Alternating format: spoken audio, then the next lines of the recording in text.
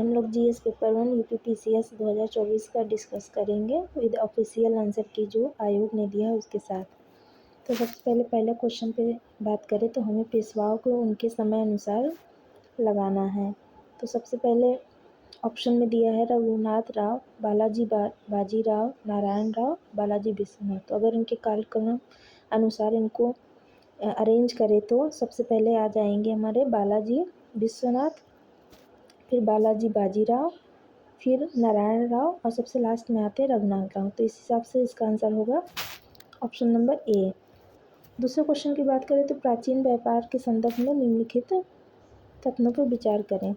प्राचीन भारत में बहुत से नदी बंदरगाह के संदर्भ में मिलते हैं और वहाँ सामान और यातायात के बड़े गोदाम थे। तो ये दोनों कथन सही है, जैसा कि आयोग ने आंसर दिया है कि हाँ, हमारे अगर हम इंडस वैली सिविलाइजेशन सिंधु घाटी सभ्यता में देखें तो बहुत से बंदरगाहों का जिक्र होता है और यहाँ ये गोदाम थे, इसका भी प्रमाण मिलता है।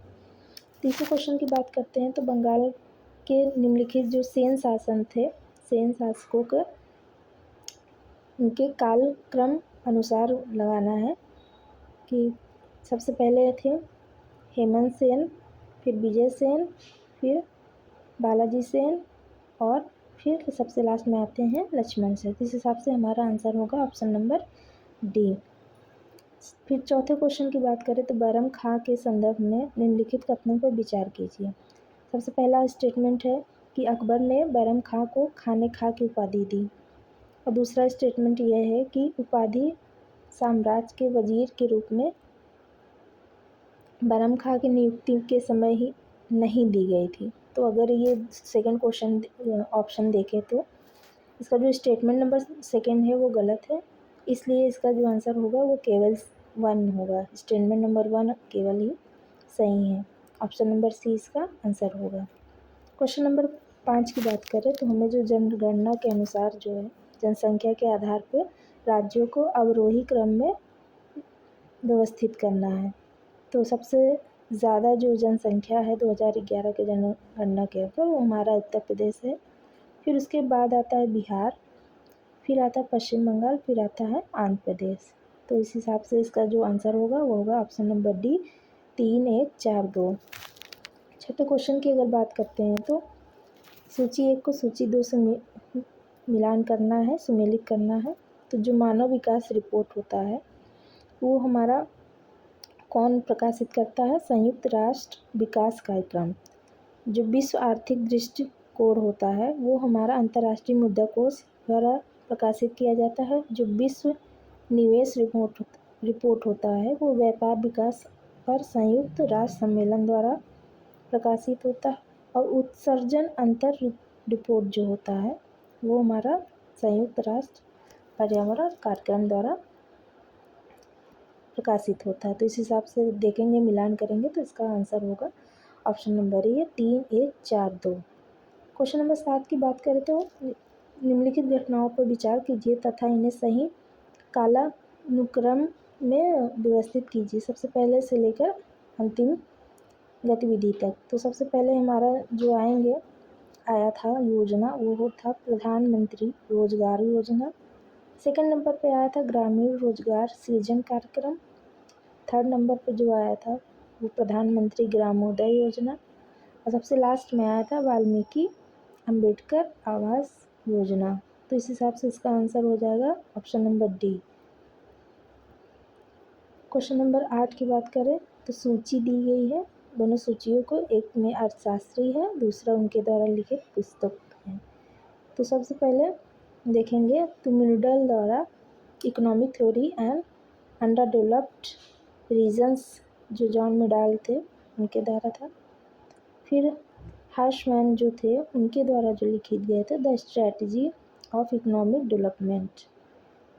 कॉल्डर जो थे उनके द्वारा था strategic factors in economic development और जो लास्ट है जो एडम स्मिथ है उनका तो बहुत ही फेमस है द वेल्थ ऑफ नेशन। इस हिसाब से देखेंगे तो आंसर नंबर ए जो होगा हमारा सही मिलान हो जाएगा। क्वेश्चंस को आप इंग्लिश में भी देख सकते हैं, लेकिन आइए हम लोग अपना हिंदी का देखते हैं। निम्नलिखित कथनों में से कौन सा पारिस्थितिकी निकेत के बारे में सही नहीं है? तो इसमें जो गलत कथन होगा उसको हम लोग को बताना है।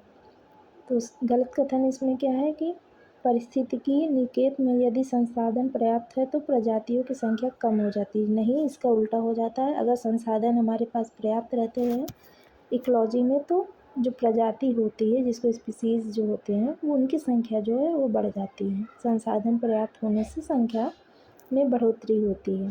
तो इसका ऑप्शन होगा सी। क्वेश्चन नंबर 10 की बात करें तो सूची को 1 को सूची 2 से मिलान करना है और इसमें जो दिए गए जीवमंडल रिजर्व हैं, जिसको बायोस्फीयर रिजर्व कहते हैं, उनको उनके राज्य के हिसाब से सुमेलित करना है। तो जो सिमलीपाल जीवमंडल रिजर्व है, सिमलीपाल बायोस्फीयर रिजर्व, वो हमारा आता है उड़ीसा में।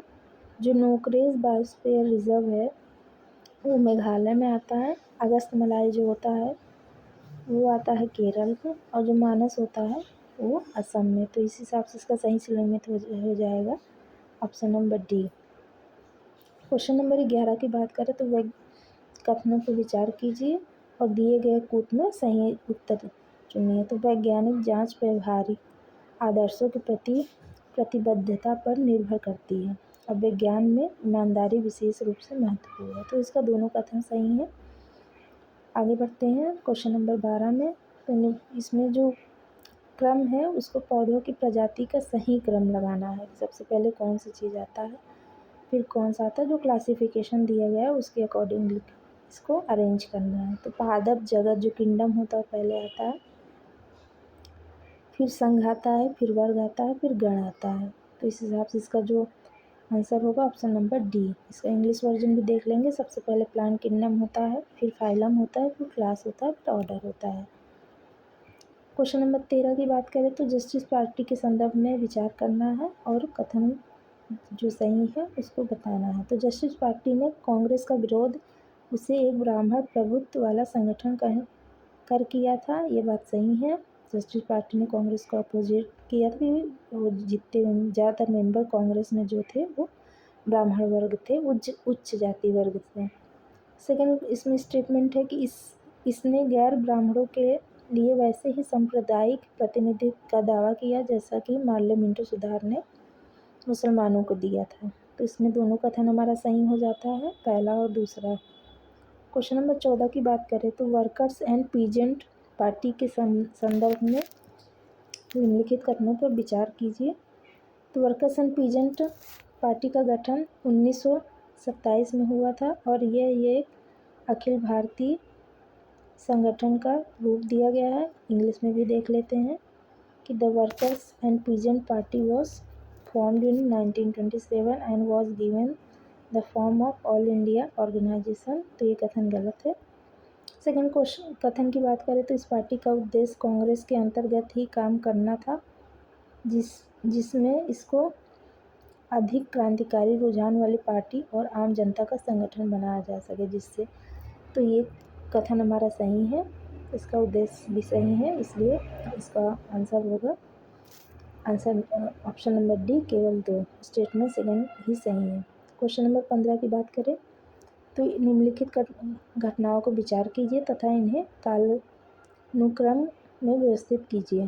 तो सबसे पहले कौन सी संगठन का गठन हुआ था, तो उसके कालानुक्रम अनुसार इसको अरेंज करना है।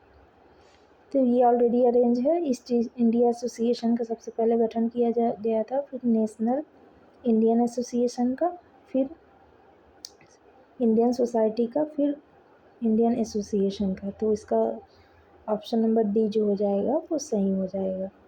क्वेश्चन नंबर 16 की बात करें, निम्नलिखित घटनाओं पर विचार कीजिए तथा इन्हें सही कालानुक्रम में व्यवस्थित कीजिए। तो सबसे पहले से लेकर आखिरी घटनाओं को गतिविधि के अनुसार इनको अरेंज करना है। तो इसमें सबसे पहले हमारा हो जाएगा ब्रिटिश संसदीय प्रतिनिधिमंडल का दिल्ली में आगमन, फिर उसके बाद हो जाएगा हमारा अंतरिम सरकार का गठन, फिर उसके बाद कैबिनेट मिशन की घोषणा, फिर शाही भारतीय नौसेना विद्रोह। उसके बाद आ जाते हैं क्वेश्चन नंबर 17 पे तो इसका है सहमति आयु अधिनियम के 1891 के संदर्भ में निम्नलिखित कथनों पर विचार कीजिए। इसको इंग्लिश में भी पढ़ लेते हैं। एज ऑफ कंसेंट के बारे में हमें बताना है।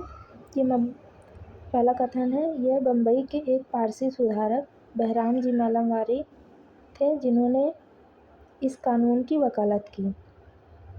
दूसरा कथन है, इस अधिनियम को बाल गंगाधर तिलक के नेतृत्व वाली चरमपंथी शाखा ने समर्थन दिया था। तो ये सेकेंड स्टेटमेंट जो होगा वो गलत होगा क्योंकि बाल गंगाधर तिलक ने इसको समर्थन नहीं दिया था और पहला कथन इसका सही है। तो इस हिसाब से होगा इसका option number C answer. Question number 18 की बात करें तो नीचे दिए गए कथन हैं जिनमें एक को अभिकथन तथा दूसरे को कारण आर कहा गया। तो इसको असर्शन एंड रीजनिंग का ये क्वेश्चन है। तो इसमें अभिकथन दिया गया है, शिवाजी को बड़े देशमुखों के विरोध का सामना करना पड़ा। इसका कारण ये दिया गया है कि ये देशमुख स्वतंत्र मराठा राज्य के पक्ष में नहीं थे और बीजापुर के सामंत ही बने रहना चाहते थे। तो इसका जो असर्शन और रीज़न, जो अभिकथन और कारण दोनों सही है और ये अभिकथन का जो कारण है वो व्याख्या भी कर रहा है। तो इसका ऑप्शन नंबर ए जो हो जाएगा वो सही हो जाएगा। क्वेश्चन नंबर 19 की बात करेंगे तो अंडमान तथा निकोबार द्वीप समूह में निम्नलिखित में से किस कारण से प्लवयकारी प्रवाल विरंजन हुआ, जिसको कोरल ब्लीचिंग भी कहते हैं। तो प्रवालों की सामूहिक मृत्यु हो गई, कोरल ब्लीचिंग और डेड हो गया था, जिसमें दो इसका जो सही आंसर होगा वो हिंद महासागर के तापमान में 2 डिग्री की वृद्धि हुई थी। तो इसका सही आंसर हो जाएगा हिंद महासागर के तापमान में 2 डिग्री की वृद्धि हो जाने के कारण कोरल ब्लीचिंग हुआ था। क्वेश्चन नंबर 20 की बात करें तो अशोक के संदर्भ में निम्नलिखित कथनों पर विचार कीजिए। अशोक ने धम्म की जो परिभाषा दी है वह राहुलोवाद सूत्र से ली गई है। और जो दूसरा इसका कथन है कि अपने राज्याभिषेक के 14वें वर्ष में अशोक ने धम्म महापात्र नामक एक नवीन प्रकार के कर्मचारी की नियुक्ति की थी। तो ये दोनों कथन हमारा सही है, इसलिए इसका आंसर होगा ऑप्शन नंबर ए 1 और 2 दोनों। क्वेश्चन नंबर 21 की बात करें तो निम्नलिखित में से कौन सा एक सही सुमेलित नहीं है। तो इसमें जो गलत सुमेलित है उसको बताना है। तो अनुच्छेद नंबर 153 जो होता है वो राज्यपाल के पद की व्याख्या करता है। अनुच्छेद नंबर 154 जो होता है वो राज्यपाल का कार्यकारी प्रतिकार के बारे में बात करता है। अनुच्छेद नंबर 156 जो होता है वो राज्यपाल की पदावधि के बारे में, टर्म्स के बारे में बात करता है। पर जो अनुच्छेद नंबर 55 होता है वो राज्यपाल को हटाना नहीं, उसकी नियुक्ति के बारे में बात करता है। तो इस हिसाब से जो इसमें सही गलत बताना था, तो गलत जो है अनुच्छेद नंबर 155 है वो राज्यपाल को हटाना नहीं, उसकी नियुक्ति के बारे में बात करता है। उसमें फिर आते हैं क्वेश्चन नंबर 22 में जो कहता है कि भारत के संविधान में निम्नलिखित में से क्या कथित है। तो इसमें ये बताना है कि संविधान में क्या दिया गया है। तो पहला स्टेटमेंट देखते हैं कि राष्ट्रपति संसद के किसी भी सदन का सदस्य नहीं होगा, गलत है। हमारा जो आर्टिकल 79 है वो बताता है कि उसमें संसद में राष्ट्रपति, लोकसभा और राज्यसभा तीनों मिल करके संसद का निर्माण करते हैं। और इसमें स्टेटमेंट नंबर 2 है कि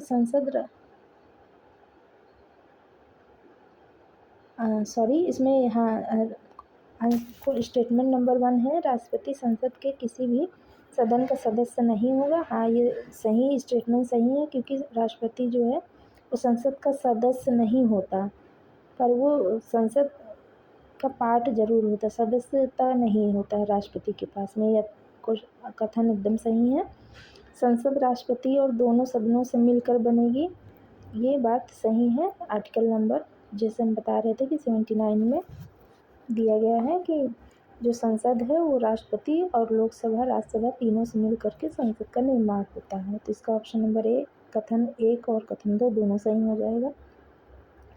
क्वेश्चन नंबर 23 की बात करें तो निम्नलिखित कथन पर विचार कीजिए। भारतीय संविधान में कोई संशोधन लाने का उपक्रम किए किया जा सकता है। तो जो भारतीय संसद है, जो कॉन्स्टिट्यूशन में कोई भी अमेंडमेंट करना रहता है तो उसके बारे में बात किया कि किसमें उसका रेजुलेशन हो आता है। तो जो अमेंडमेंट की प्रक्रिया होती है वो आप लोकसभा में या तो राज्यसभा में कर सकते हैं। सिर्फ केंद्र के पास ही पावर शक्ति होती है। जो केंद्र की लेजिस्लेटिव असेंबली होती है, जैसे लोकसभा हुआ, राज्यसभा हुआ, यही जो है संविधान में कोई संशोधन ला सकता है। जो राज्य होता है उसके पास इस बात का कोई पावर नहीं होता। तो इस हिसाब से इसका होगा ऑप्शन नंबर बी, लोकसभा और राज्यसभा। क्वेश्चन नंबर 24 की बात करें, भारत के निर्वाचन आयुक्त के निम्नलिखित में से कौन से कार्य। तो भारत के निर्वाचन आयोग इलेक्शन कमीशन की बात किया गया है, उसके कौन कौन से कार्य हैं ये बताना है। तो लोकसभा के अध्यक्ष और उपाध्यक्ष तथा राज्यसभा के उपसभापति के पदों के निर्वाचन करना। तो ये स्टेटमेंट गलत है। इस इलेक्शन कमीशन इसका निर्वाचन में योगदान नहीं करता। इलेक्शन कमीशन सिर्फ राष्ट्रपति, उपराष्ट्रपति के निर्वाचन में योगदान देता है। और सेकंड इसका स्टेटमेंट है नगर पालिकाओं और नगर निगमों के लिए निर्वाचन कराना, ये भी गलत है। तो इलेक्शन कमीशन ऑफ इंडिया जो भारत के निर्वाचन आयुक्त है उनका ये काम नहीं है। तीसरा स्टेटमेंट है उपर्युक्त निर्वाचन से संपन्न सभी संदेहों और विवादों का निर्णय करना, ये भी इलेक्शन कमीशन ऑफ इंडिया के जुरिसडिक्शन से बाहर है, इसलिए इसका कोई भी स्टेटमेंट सही नहीं है और इसका ऑप्शन नंबर डी उपर्युक्त में से कोई नहीं सही होगा। क्वेश्चन नंबर 25 की बात करें तो निम्नलिखित में से कौन सा एक सुमेलित नहीं है। तो जो गलत सुमेलित है उसको बताना है। जो जीवीकी राव समिति थी वो प्रखंड स्तर पर नियोजन करने के बारे में बल दे रहा था। जो दंतेवाला समिति थी वो ग्रामीण ऋण के बारे में बात कर रहा था। जो अशोक मेहता समिति थी वो पंचायती राज संस्थाओं से जुड़े हुए थे। जो संस्थानम समिति थी पंचायती राज वित्त से रिलेटेड नहीं है, इसलिए ऑप्शन नंबर सी जो है वो गलत हो जाएगा। क्वेश्चन नंबर 26 की बात करते हैं तो इसमें बताना है निम्नलिखित में से कौन सा जैविक अनुक्रम की व्यवस्थाओं का सही क्रम है। तो इंग्लिश में भी पढ़ लेते हैं, correct sequence of phases of biotic succession. तो इसमें जो होगा वो माइग्रेशन सबसे पहले होगा, फिर ईसेसिस होगा, फिर रिएक्शन होगा, फिर स्टेबलाइजेशन होगा। हिंदी में भी बात कर ले तो सबसे पहले होगा प्रवास, फिर आस्थापन, फिर प्रतिक्रिया, फिर स्थिरीकरण। फिर आते हैं क्वेश्चन नंबर 27 पे। तो इसमें दिया है नीचे दो कथन दिए गए हैं जिनमें से एक को अभिकथन और दूसरे को कारण कहा है, तो वही असर्शन और रीजनिंग का ये क्वेश्चन है। सबसे पहले अभिकथन हम लोग पढ़ते हैं। तो सापेक्षिक आर्द्रता वायु के तापमान में वृद्धि के साथ घटती है। तो ये डायरेक्ट रिलेशन होता है। जो हमारा रिलेटिव ह्यूमिडिटी होता है उसको वो टेम्परेचर से डायरेक्ट रिलेटेड होता है, डायरेक्टली प्रोपोर्शनल होता है, इसलिए वो टेम्परेचर के साथ बढ़ती रिलेटिव ह्यूमिडिटी। और कथन इसका कारण जो दिया गया है वो दिया गया है कि वाष्पीकरण में वृद्धि के साथ निरपेक्ष आर्द्रता में वृद्धि होती है। तो इसका जो असर्शन और रीजनिंग दोनों सही है, पर दोनों कथन एक दूसरे की व्याख्या नहीं कर रहे हैं। ठीक, तो इसका होगा ऑप्शन नंबर ए। बाकी 28 की बात करें, क्वेश्चन नंबर 28 की, तो निम्नलिखित में से कौन सा सही सुमेलित है। तो ये चारों ऑप्शन में जो सही सुमेलित है उसको हमें बताना है। तो इसको इंग्लिश में भी देख लेते हैं। ये है पिक्नोक्लाइन सी वाटर डेंसिटी से मैच्ड है, बाकी सब मैच्ड नहीं है। इसको हिंदी में देखें तो पिक्नोक्लाइन जो होगा वो सागरी जल घनत्व जो होता है ओशन वाटर डेंसिटी से रिलेटेड है, बाकी सब गलत दिया हुआ है। तो क्वेश्चन नंबर 29 की बात करें तो सूची 1 को सूची 2 से सुमेलित करना है और सूचियों के गए गए कूट के अनुसार उसको आंसर देना है। तो सबसे पहले दिया गया है पौधारोपणशाला। पौधारोपणशाला जो है वो है कहाँ पे, CO सावर में। इसका इंग्लिश वर्जन भी देख लेते हैं कि जो प्लांटिंग हर्थ है उसको दिया था CO सौर ने। बाकी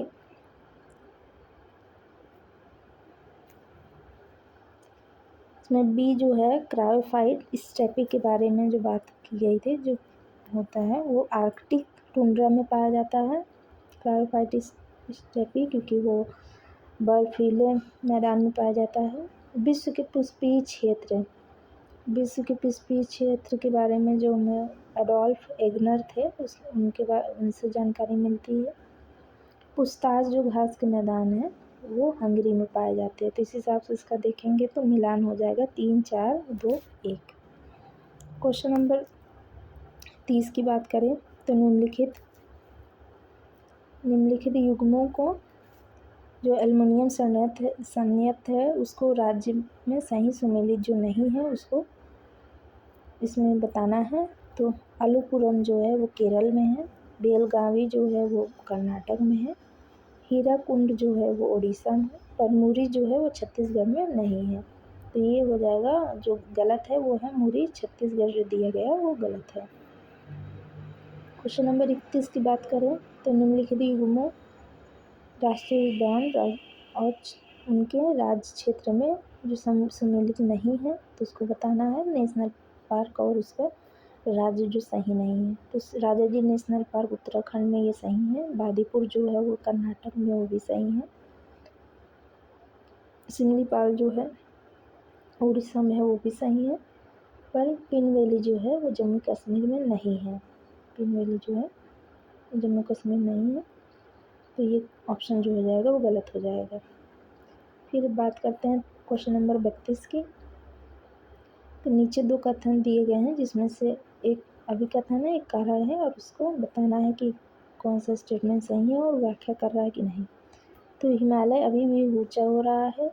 हाँ, ये क्योंकि हमारा जो यूरोपियन प्लेट और इंडियन प्लेट है, हिमालयन प्लेट, वो आपस में टकराती हैं, तो अभी भी प्लेट टेक्टोनिक थ्योरी के अकॉर्डिंग न्यू फोल्ड माउंटेन होने के कारण जो है हिमालय जो है अभी भी ऊंचा हो रहा है।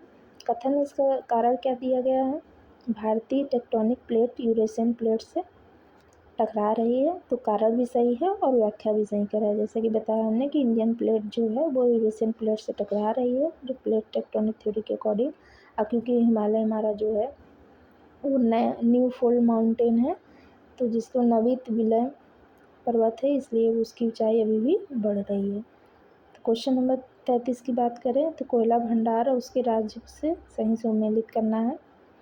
तो जो हुतर है वो झारखंड में है, जो इब नदी जो गुजरती है वो हमारा उड़ीसा से गुजरती है, और ये तातापानी जो रामकोला है वो हमारा छत्तीसगढ़ में है, उमरिया जो है वो मध्य प्रदेश में है।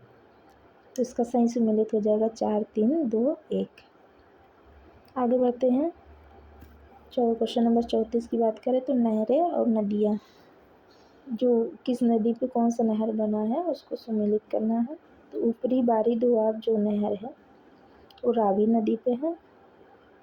सरहिंद नदी जो है वो सतलुज पे है। गुड़गांव नहर जो है वो हमारा यमुना पे है, और इंदिरा गांधी नहर जो है वो सतलुज, रावी, ब्यास तीनों के मिलन पे इंदिरा गांधी नहर है। तो इसका सही सम्मिलित हो जाएगा 4, 1, 2, 3। क्वेश्चन नंबर 35 की बात करें, निम्नलिखित युग्मों उसके फसल और उसके विशेषता में कौन सा सम्मिलित नहीं है। तो जो गलत है उसको बताना है कि एक वर्ष में चावल की 3 फसलें पैदा करने वाला राज्य जो है पश्चिम बंगाल है, सही है। चावल उत्पादन के अधीन सर्वाधिक क्षेत्रफल वाला राज्य जो है वो उत्तर प्रदेश है। बदलता रहता है, कभी पश्चिम बंगाल कभी उत्तर प्रदेश होता है, तो ये कथन भी सही है। चावल उत्पादन की पश्चिमी सीमा निर्धारित करने वाली समवर्ती रेखा जो है वो 100 सेंटीमीटर है। तो इसमें जो गलत है वो है चावल उत्पादन में बिहार का योगदान 15.7% है, जो कि गलत है, वो इससे कम ही है। तो क्वेश्चन नंबर 36 की बात करें तो कपास फसलों के संदर्भ में निम्नलिखित कथनों पर विचार कीजिए। तो कपास की विशेषता बतानी, कैरेक्टरिस्टिक क्या होता है, क्या क्या कंडीशन होता है। तो कपास मुख्यतः खरीफ फसल है, ये बात सही है। कपास जो होता है वो खरीफ फसल में आता है। कपास के उत्पादन के लिए वार्षिक 50 से 75 सेंटीमीटर मध्यम वर्षा की आवश्यकता होती थी। दोनों कथन सही हैं। तो इसका ऑप्शन हो जाएगा कथन 1, कथन 2 दोनों सही हैं।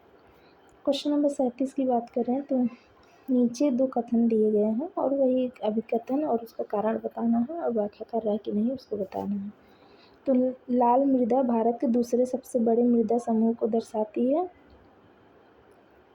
ये बात सही है। लाल मृदा जो है वो भारत के सब दूसरे नंबर पे आता है। सबसे पहले जो होता है वो अलुवियल सॉइल होता है, फिर रेड सॉइल, फिर ब्लैक सॉइल, ऐसे करके होता है। कथन इसका क्या कह रहा है कि लाल मृदा काली मृदा को दक्षिण, पूर्व और उत्तर दिशाओं से घेरा हुआ है। तो ये दोनों बात सही है, दोनों कथन सही है, पर दोनों जो कारण है वो कथन की व्याख्या नहीं कर रहा है। दोनों कथन आपस में से सुमेलित नहीं है, इसलिए ये व्याख्या नहीं कर रहा है। क्वेश्चन नंबर 38 की बात करें तो सूची 1 को सूची 2 से मिलान करना है। तो शहर का नाम जो है और योजना बनाए जाने की अवधि के उससे सुमेलित करना है। तो कांचीपुरम जो है वो कब बनाया गया था? वो प्राचीन काल में बनाया गया था। जो जैसलमेर है वो मध्यकाल में बनाया गया था। जो कोडाईकनाल है वो हमारा औपनिवेशिक काल में बनाया गया था। और जो भिलाई है स्वतंत्रता के बाद हमारा बनाया गया। तो इस हिसाब से 4, 3, 2, 1 जो है इसका सही सुमेलित है। आगे बात करते हैं क्वेश्चन नंबर 39 की। तो सूची 1 को सूची 2 से मिलान करना है। तो इसमें प्रसिद्ध जो है स्थानीय तूफान और उनके स्थान क्षेत्र के बारे में बात कर रहा है। तो इसमें आता है आम्र वर्षा। आम वर्षा जो होता है वो होता है तटीय कर्नाटक क्षेत्र में। और जो हमारा फूलों वाली बौछार जो होता है वो होता है केरल में। और जो हमारा काल वैसाखी है पश्चिम बंगाल में। जुलू होता है पंजाब से लेकर बिहार, उत्तर प्रदेश और इन सभी राज्यों में होता है। फिर आगे बात करते हैं हमारा कि निम्नलिखित में से युग्म सुमेलित नहीं है। जो गलत है उसको बात करना है। तो इसको इंग्लिश में भी देख लेते हैं। नापियोदे जो होता है वो म्यांमार की राजधानी है।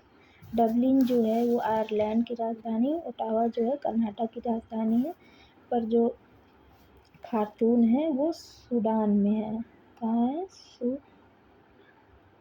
सूडान की राजधानी खार्तूम है। इथियोपिया नहीं, सूडान की राजधानी, इसलिए कुछ स्टेटमेंट हमारा गलत हो जाता है।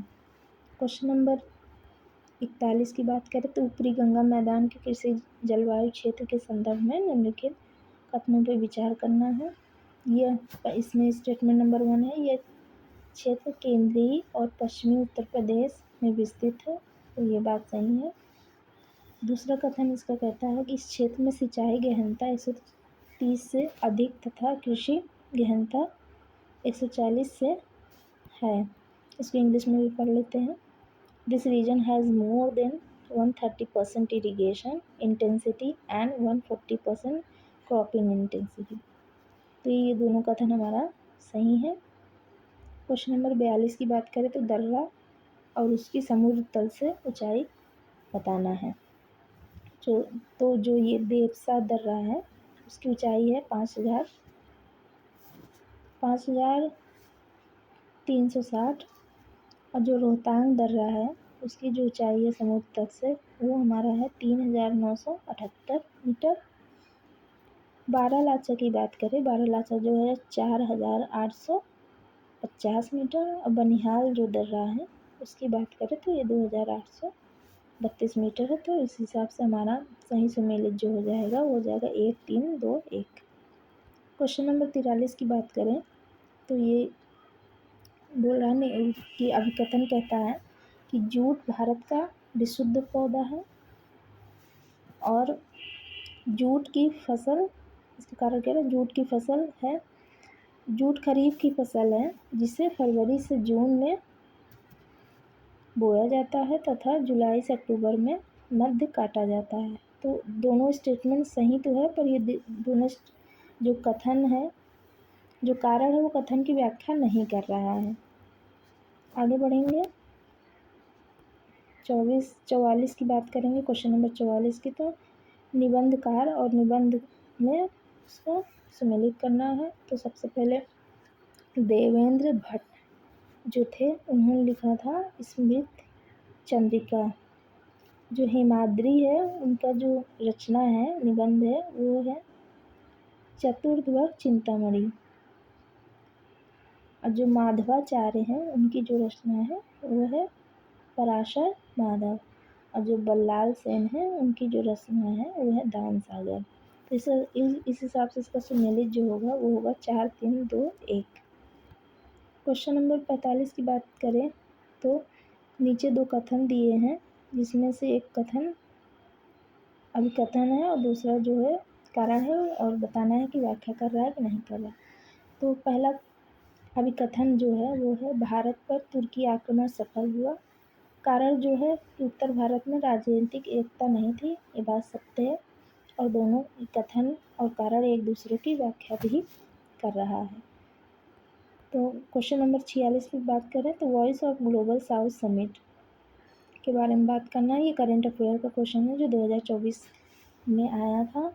तो उस समय भारत ने अपना दूसरा वॉइस ऑफ ग्लोबल समिट संपन्न किया था। तो और ग्लोबल साउथ जो मुद्दा है वो विकसित नहीं, वो विकासशील जो देश होते हैं, जो डेवलपिंग कंट्री होते हैं, उन देशों से संबंधित है। तो ये इसलिए इसका केवल कथन 1 सही है, कथन 2 जो है वो गलत है। क्वेश्चन नंबर 47 की बात करें तो ग्रीन हाउस गैस के बारे में बात कर रहा है। तो ग्रीन हाउस गैस उत्सर्जन में कटौती के संबंध में जलवायु परिवर्तन के अंतर सरकारी पैनल किस पर जोर देता है। तो जो IPCC होता है वो किस पर जोर देता है, ये बताना है हमारे। वो क्रमिक और सीमित कटौती पर्याप्त पर है, तो इस पे नहीं वो बात करता है कि हमारा जो ग्रेजुअल और लिमिटेड कटौती होना चाहिए, नहीं, इस पर बात नहीं करता है। स्टेटमेंट नंबर 2 की बात करें तो गहरी, तीव्र और निरंतर कटौती आवश्यक है, ये बात सही है। ये हमें इंग्लिश में भी देख लेते हैं ये क्वेश्चन को कि deep, rapid and sustained reduction are essential. इसका होगा option number 2 only. Question number 48 की बात करें तो अनाज उपज शब्द का तात्पर्य क्या है। तो इसका अनाज उपज शब्द का तात्पर्य होता है कि काटी गई भूमि के प्रति इकाई के क्षेत्र में उत्पादित अनाज फसलों की मात्रा, कितनी फसल हमारा उस भूमि पे कटाई में निकला है, वो जो होता है वो अनाज उपज कहलाता है। तो इसका होगा केवल 1। फिर क्वेश्चन नंबर 49 की बात करें तो जुलाई सितंबर 2019 और जुलाई सितंबर 2022 के बीच में भारत में बेरोजगारी दर की प्रवृत्ति के संबंध में निम्नलिखित में से कौन सा कथन सही है। तो यह स्थिर रही है और यह घट गई है। तो ये स्टेटमेंट 2 जो है वो सही है, स्टेटमेंट 1 जो है वो गलत है, क्योंकि दोनों एक दूसरे का अपोजिट है। तो जाहिर सी बात है एक ही स्टेटमेंट दोनों में सही होगा, जो है स्टेटमेंट नंबर 2 जो हमारा कह रहा है कि भारत में बेरोजगारी दर जो है वो घटा है। क्वेश्चन नंबर 50 की बात करें तो वैश्विक बहुआयामी गरीबी सूचकांक रिपोर्ट जो प्रकाशित करता है, तो इसमें दिया है कौन प्रकाशित करता है। तो इसको 2 संस्थाएं मिलकर प्रकाशित करती हैं। इसमें जो है पहली संस्था जो है ऑक्सफोर्ड गरीबी और मानव विकास पहल, जिसको OPHI कहते हैं, और दूसरी संस्था जो है वो संयुक्त राष्ट्र विकास कार्यक्रम UNDP दोनों मिल करके इसको प्रकाशित करते हैं। तो ये 50 क्वेश्चन तक अभी आप लोगों ने देखा, जो 2024 का UPPCS का PYQ है उसका, और जो ऑफिशियल आयोग ने आंसर की दिया है उसका है। बाकी को क्वेश्चन हम लोग नेक्स्ट वीडियो में करेंगे। Thank you.